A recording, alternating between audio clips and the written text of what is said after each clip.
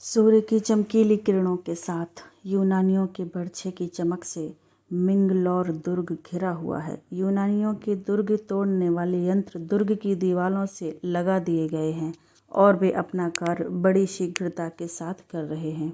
दुर्ग की दीवार का एक हिस्सा टूटा और यूनानियों की सेना उसी भग्न मार्ग से जयनाद करती हुई घुसने लगी, पर वह उसी समय पहाड़ से टकराए हुए समुद्र की तरफ फिरा दी गई और भारतीय युवक वीरों की सेना उनका पीछा करती हुई दिखाई पड़ने लगी। सिकंदर उनके प्रचंड अस्त्रघात को रोकता पीछे हटने लगा। अफगानिस्तान में अश्वक वीरों के साथ भारतीय वीर कहाँ से आ गए, यह आशंका हो सकती है, किंतु पाठकगण, वे निमंत्रित होकर उनकी रक्षा के लिए सुदूर से आए हैं, जो कि संख्या में केवल 7,000 होने पर भी ग्रीकों की असंख्य सेना को बराबर पराजित कर रहे हैं। सिकंदर को उस सामान्य दुर्ग के अवरोध में 3 दिन व्यतीत हो गए। विजय की संभावना नहीं है। सिकंदर उदास होकर कैंप में लौट गया और सोचने लगा। सोचने की बात ही है, गाजा और पर्सिपोलिस आदि के विजेता को अफगानिस्तान के एक छोटे से दुर्ग के जीतने में इतना परिश्रम उठाकर भी सफलता मिलती नहीं दिखाई देती। उल्टे कई बार उसे अपमानित होना पड़ा। बैठे बैठे सिकंदर को बहुत देर हो गई।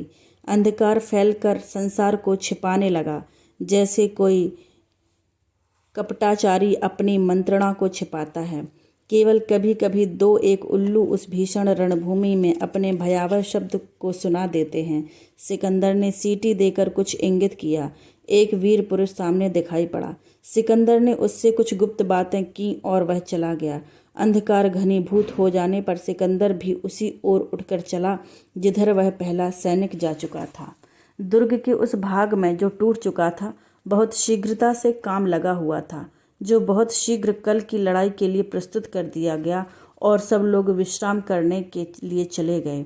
केवल एक मनुष्य उसी स्थान पर प्रकाश डालकर कुछ देख रहा है। वह मनुष्य कभी तो खड़ा रहता है और कभी अपना प्रकाश फैलाने वाली मशाल को लिए हुए दूसरी ओर चला जाता है।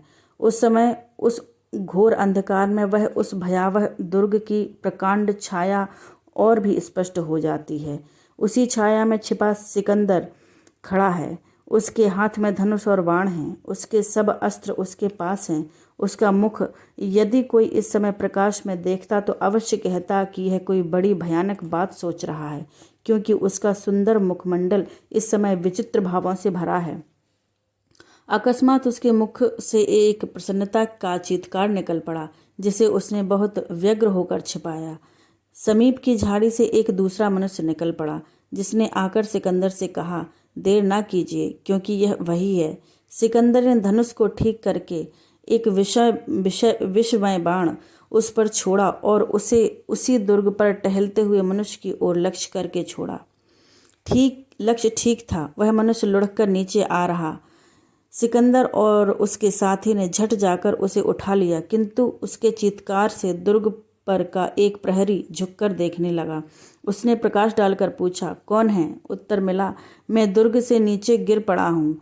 प्रहरी ने कहा, घबराइए मत, मैं डोरी लटकाता हूँ। डोरी बहुत जल्द लटका दी गई। अफगान वेशधारी सिकंदर उसके सहारे ऊपर चढ़ गया।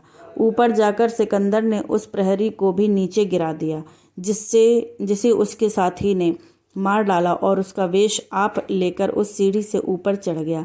जाने से के पहले उसने अपनी छोटी सी सेना को भी उसी जगह बुला लिया और धीरे धीरे उसी रस्सी की सीढ़ी से वे सब ऊपर पहुंचा दिए गए। दुर्ग के प्रकोष्ठ में सरदार की सुंदर पत्नी बैठी थी। मदिरा विलोल दृष्टि से कभी दर्पण में अपना सुंदर मुख और कभी अपने नवीन नील वसन को देख रही है। उसका मुख लालसा की मदिरा से चमक चमक कर उसकी ही आंखों में चकाचौंध पैदा कर रहा है। अकस्मात प्यारे सरदार कहकर वह चौंक पड़ी, पर उसकी प्रसन्नता उसी क्षण बदल गई जब उसने सरदार के वेश में दूसरे को देखा। सिकंदर का मानुषिक सौंदर्य कुछ कम नहीं था। अबला हृदय को और भी दुर्बल बना देने के लिए वह पर्याप्त था। वे एक दूसरे को निर्निमेष दृष्टि से देखने लगे, पर अफगान रमणी की शिथिलता देर तक न रही। उसने हृदय के सारे बल को एकत्र करके पूछा, तुम कौन हो? उत्तर मिला, शहंशाह सिकंदर। रमणी ने पूछा, यह वस्त्र किस तरह मिला? सिकंदर ने कहा, सरदार को मार डालने से। रमणी के मुख से चीत्कार के साथ ही निकल पड़ा, क्या सरदार मारा गया? सिकंदर, हाँ, अब वह इस लोक में नहीं है। रमणी ने अपना मुख दोनों हाथों से ढक लिया, पर उसी क्षण उसके हाथ में एक चमचमाता हुआ छुरा दिखाई देने लगा। सिकंदर घुटने के बल बैठ गया और बोला, सुंदरी, एक जीव के लिए तुम्हारी 2 तलवारें बहुत थीं, फिर तीसरी की क्या आवश्यकता है? रमणी की दृढ़ता हट गई और न जाने क्यों उसके हाथ का छुरा छिटक कर गिर पड़ा। वह भी घुटनों के बल बैठ गई। सिकंदर ने उसका हाथ पकड़कर उसे उठाया। अब उसने देखा कि सिकंदर अकेला नहीं है, उसके बहुत से सैनिक दुर्ग पर दिखाई दे रहे हैं। रमणी ने अपना हृदय दृढ़ किया और संदूक खोलकर एक जवाहरात का डिब्बा लेकर सिकंदर के आगे रखा। सिकंदर ने उसे देखकर कहा, मुझे इसकी आवश्यकता नहीं है, दुर्ग पर मेरा अधिकार हो गया, इतना ही बहुत है। दुर्ग के सिपाही यह देखकर कि शत्रु भीतर आ गया है, अस्त्र लेकर मारपीट करने पर तैयार हो गए, पर सरदार पत्नी ने उन्हें मना किया, क्योंकि उसे बतला दिया गया था कि सिकंदर की विजय वाहिनी दुर्ग के द्वार पर खड़ी है। सिकंदर ने कहा, तुम घबराओ मत, जिस तरह से तुम्हारी इच्छा होगी उसी प्रकार संधि के नियम बनाए जाएंगे। अच्छा, मैं जाता हूँ। अब सिकंदर को थोड़ी दूर तक सरदार पत्नी पहुंचा गई। सिकंदर थोड़ी सेना छोड़कर आप अपने शिविर में चला गया। संधि हो गई। सरदार पत्नी ने स्वीकार कर लिया कि दुर्ग सिकंदर के अधीन होगा। सिकंदर ने भी उसी को यहाँ की रानी बनाया और कहा, भारतीय योद्धा जो तुम्हारे यहाँ आए हैं वे अपने देश को लौटकर चले जाएं। मैं उनके जाने में किसी प्रकार की बाधा न डालूंगा। यह सब बातें शपथ पूर्वक स्वीकार कर ली गईं। राजपूत वीर अपने परिवार के साथ उस दुर्ग से निकल पड़े, स्वदेश की ओर चलने के लिए तैयार हुए। दुर्ग के समीप ही एक पहाड़ी पर उन्होंने अपना डेरा जमाया और भोजन करने का प्रबंध करने लगे। भारतीय रमणियां जब अपने प्यारे पुत्रों और पतियों के लिए भोजन प्रस्तुत कर रही थीं, तो उनमें उस अफगान रमणी के बारे में बहुत बातें हो रही थीं और वे सब उससे बहुत घृणा की दृष्टि से देखने लगीं, क्योंकि उसने एक पति हत्यारे को आत्मसमर्पण कर दिया था। भोजन के उपरांत जब सब सैनिक विश्राम करने लगे, तब युद्ध की बातें कहकर अपने चित्त को प्रसन्न करने लगे। थोड़ी देर नहीं बीती थी कि एक ग्रीक अश्वारोही उनके समीप आता दिखाई पड़ा, जिसे देखकर एक राजपूत युवक उठ खड़ा हुआ और उसकी प्रतीक्षा करने लगा।